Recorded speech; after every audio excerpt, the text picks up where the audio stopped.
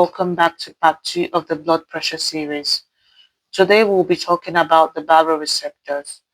If you have been following this class from the last lesson where we talked about blood pressure, then you're very much welcome back.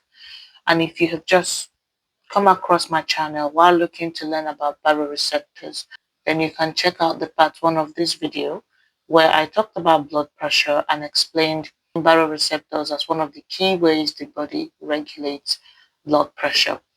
Once again, you're welcome back to Chronicles of a Learner, where I simplify anatomy and physiology and pathophysiology of systems and disease conditions. This is a series on blood pressure where I will be talking about blood pressure, physiology of blood pressure, and pathophysiology of hypertension and hypotension. And this is part 2 of this series. So let's begin. Baroreceptors are a type of mechanoreceptors. You might wonder, what is a mechanoreceptor? So in the body, there are sensory neurons that are very sensitive to things like touch, pressure, vibration, sound, stretch. So when these things happen, wherever these neurons are located, they pick up this stimulus of touch, stretch, vibrations, etc. They pick up this stimulus, convert it to an electrical signal, and sends it to the brain so that the brain can interpret this and then give a response to that particular signal. So those type of neurons are known as the mechanoreceptors. One of such receptors is the baroreceptor. When we hear baro, we talk about pressure. Anything that has baro in it talks about pressure. A barometer measures pressure. So the baroreceptors are a type of mechanoreceptors situated in the chambers of the heart and the blood vessels that respond to pressure changes in the heart and sends the stimulus to the autonomic nervous system, which gives a response which helps to either lower or increase blood pressure. So when there is high blood pressure, there's usually a stretch in the blood vessels or in the heart chambers. High blood pressure stretches the heart. High blood volume stretches the heart. Low blood volume does not stretch the heart, and a low blood pressure does not stretch the heart. So these baroreceptors respond based on the stretch, send it to the autonomic nervous system, which interprets it and gives a response that helps the body to either lower the blood pressure or increase the blood pressure. These baroreceptors are located in the carotid sinus, the aortic arc. We talked about the aortic arc in our first class about blood flow through the heart. You can also check out that class if you'd like to know about the blood flow through the heart. The link will be in the description box below. So the baroreceptors are located in the carotid sinus, the aortic arc, the atria, ventricles, and the pulmonary vessels, which are the pulmonary vein and the pulmonary artery. As we go on in this lesson, you will understand why the location of these baroreceptors are very vital to their function. So I'm going to be explaining how the baroreceptors work. And after this explanation, I guarantee you would never be confused about baroreceptors again. So the baroreceptors are divided into two. We have the low pressure baroreceptors and the high pressure baroreceptors. I have put this in this pamphlet and I've simplified it in such a way that at the first glance you can be able to pick this up. Baroreceptors are divided into two. We have the high pressure baroreceptor and the low pressure baroreceptors. The high pressure baroreceptors are in the carotid sinus and the aortic arc. As we go on into the functions, you'll discover why the high pressure baroreceptor resides in the carotid sinus and the aortic arc. So when we talk about the high pressure baroreceptors, these are baroreceptors that respond to stretch due to high pressure. A high blood pressure creates a high stretch in the blood vessels. When the blood vessels are stretched, it stimulates the baroreceptors, which sends this signal to the autonomic nervous system. And when it does that, the autonomic nervous system inhibits or stops the sympathetic activity. So sympathetic activity increases the heart rate, it causes vasoconstriction, it increases heart contractility, which increases the blood pressure. Now, in cases where the blood pressure is already high, what the autonomic nervous system does is it will now reverse this process with the use of the parasympathetic ability. So it increases the parasympathetic activity on the heart and blood vessels, leading to vasodilation in the blood vessels and bradycardia. Bradycardia meaning a lower heart rate. These two things combine to reduce blood pressure. In cases where there is a low blood pressure, there is reduced stretch in the blood vessels, leading to the baroreceptors not being stimulated as much. Therefore, there is increase in the sympathetic activity of the autonomic nervous system, leading to vasoconstriction, tachycardia, which is high heart rate, as well as increased contractility of the heart. So if you remember in the last class where we talked about blood pressure, part 1, we explained that increase in systemic vascular resistance, which is basically an increase in the resistance of the blood vessels to the blood flowing through it.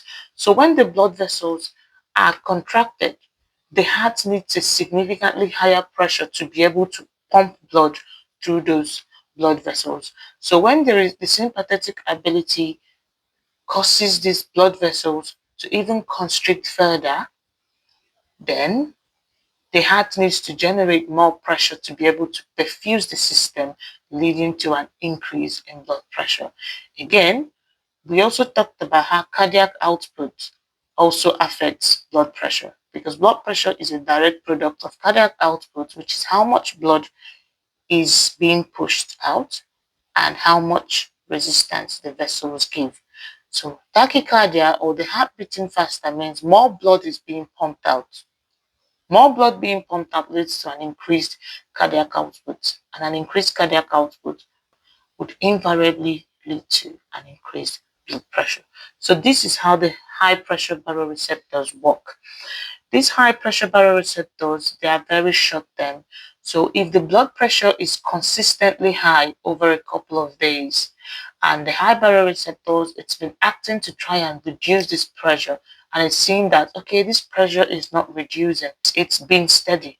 It begins to pick up that abnormal high blood pressure as normal because it would say, oh, okay, I've done this. I've done these things, but it's not affecting. So it has to be the normal. And so it results to it then known as chronic hypertension. So in chronic hypertension, the high pressure baroreceptors perceive this as normal and then they stop to react to reduce this blood pressure. So we talk about the low pressure baroreceptors. These are baroreceptors that are concerned with volume changes. So with high volume, the heart chambers have to stretch to accommodate it. With low volume, there is no stretch, leading to a stimulation or less stimulation of the baroreceptors. They regulate blood pressure by fluid balance. These baroreceptors, the low pressure baroreceptors, they are located in the atria, ventricles, and the pulmonary vessels, which are the pulmonary arteries and the pulmonary veins. One thing I want you to note in this class is the high pressure baroreceptors are situated in places where blood is being pumped out, like the aortic arch and the carotid sinus, whereas low pressure baroreceptors are situated in places that receive blood before it's being pumped out. So in things like the atria and the ventricles and the pulmonary vessels. So when there is high volume being returned to the heart, so for example, the superior and inferior vena cava returns a lot of blood into the right atrium. The right atrium has to stretch. The right atrium has to stretch to be able to accommodate all of this blood. That stretch triggers the low pressure baroreceptors. They pick up this stimulus and send it to the autonomic nervous system. What the autonomic nervous system does is it starts to inhibit the secretion of antidiuretic hormone. We'll discuss antidiuretic hormone in more details in the next class, part 3. Antidiuretic hormone limits the excretion of water. So when this hormone is not being secreted, it means the body removes more water. And removal of more water leads to decreased cardiac output, leading to a lower blood pressure. Another thing that the autonomic nervous system does is that it lowers the release of renin. Again, we will talk about this in detail in the next class. It lowers the release of renin and the atrial natriuretic peptide, both of which allow for more sodium and water to be excreted from the body. And once the body is excreting or removing more water from the body, it reduces cardiac output. And reduction in cardiac output directly affects blood pressure, thereby lowering it. In cases of low volume, say in hypovolemia or in a hemorrhage situation, it means that the blood being returned to the heart is less than it should be. So these baroreceptors are not being stimulated as much. So the autonomic nervous system increases the secretion. The autonomic nervous system increases the secretion of antidiuretic hormone, leading to more water being retained in the body. It also increases renin secretion, which leads to sodium and water being retained. And when sodium is retained, water follows. In addition to that, more water is also being retained, leading to a higher blood pressure. One key difference in the high pressure baroreceptors and the low pressure baroreceptors is that the high pressure baroreceptors deals with stretch due to pressure.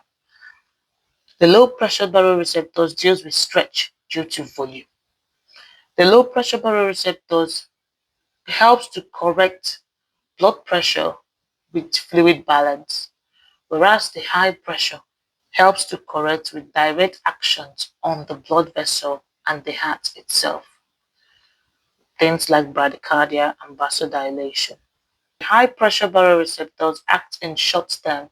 Like I said, they can get very used to in, they can get very used to an abnormal blood pressure and not be stimulated as much.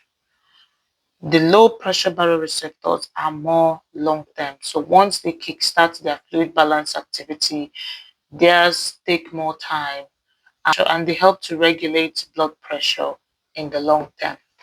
So moving on to the clinical relevance of baroreceptors, we'll be looking at the things that can happen in cases where the baroreceptor has a dysfunction. One of the things is orthostatic hypotension or postural hypertension.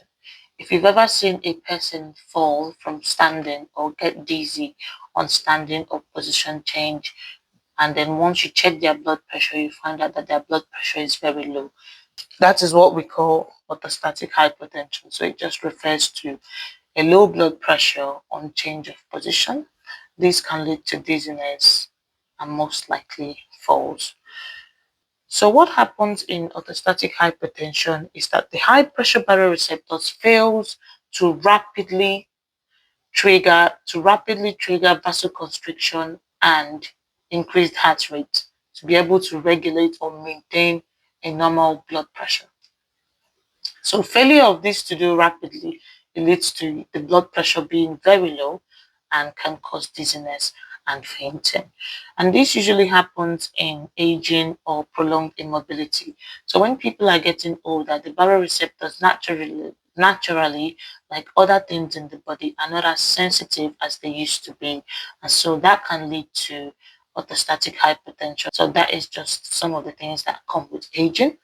Another thing is prolonged immobility. So if people have been hospitalized or they have been immobile in one position, lying down for way too long, the baroreceptors, it takes them time to adjust to rapidly changing blood pressures again to be able to maintain a tight control.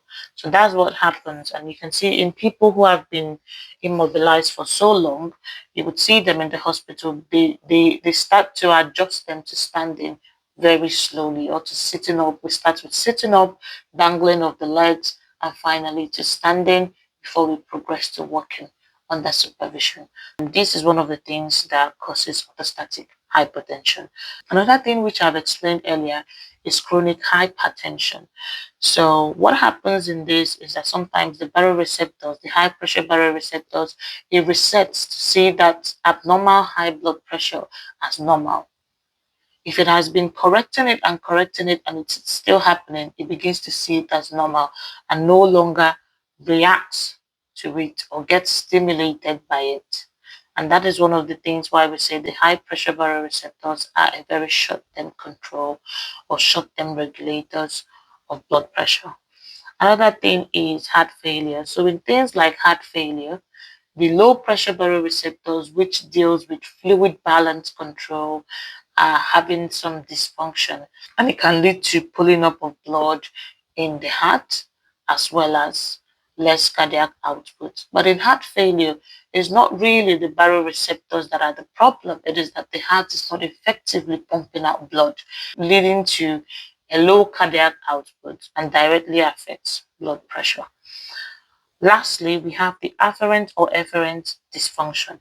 Remember we said that baroreceptor is a type of mechanoreceptor. It picks up the stimulus, sends it to the brain interprets this and sends a response back to the body.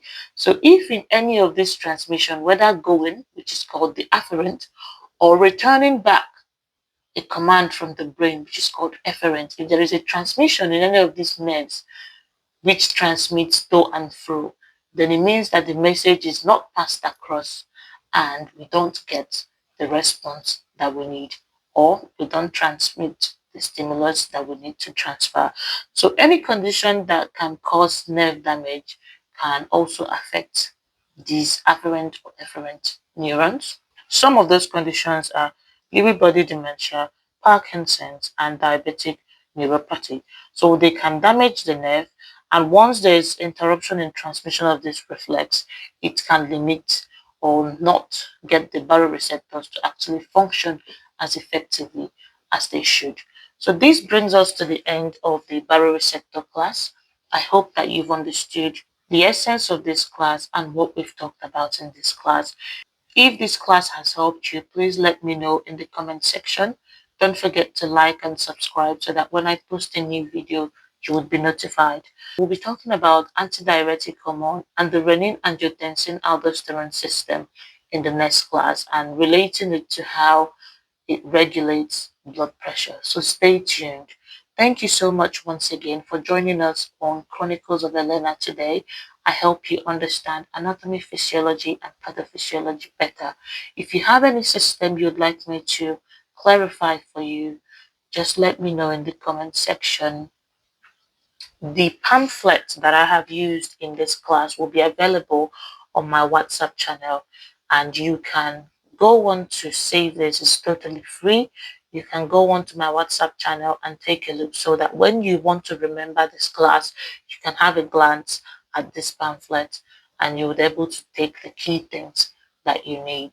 Again, the link will be in the description box below. Thank you so much, and I will see you in my next class.